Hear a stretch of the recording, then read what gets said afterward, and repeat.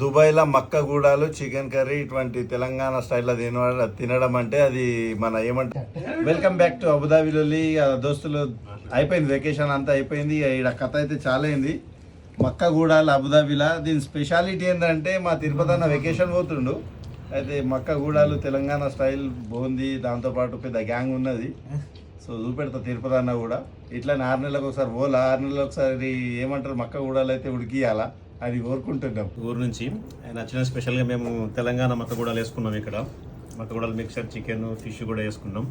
చిన్న దావత్ చేస్తున్నాం. అందులోనే మళ్ళీ నేను కూడా నెక్స్ట్ వీక్ ఇండియా వెళ్తున్నాం.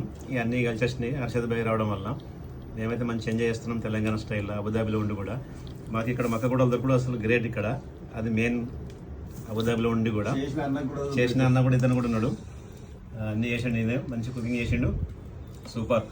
ఇట్లా స్పెషాలిటీ ఏంటంటే మాకు ఏపీ రావు ఉన్నాడు. ఏపీ రావు అంటే ఆంధ్రప్రదేశ్ రావు. ఇట్లా స్పెషాలిటీ ఏంటంటే మాకు ఏపీ రావు ఉన్నాడు. ఏపీ రావు అంటే ఆంధ్రప్రదేశ్ రావు. ఈయన ఫస్ట్ టైం అనేది మక్క గూడాలు తింటుండు. రావు అసలు దీని గురించి ఏమైనా ఐడియా ఉందా నీకు? మొక్కజొన్న పోతున్నట్టు మక్క గూడాలు అంటారు వీళ్ళు. మక్క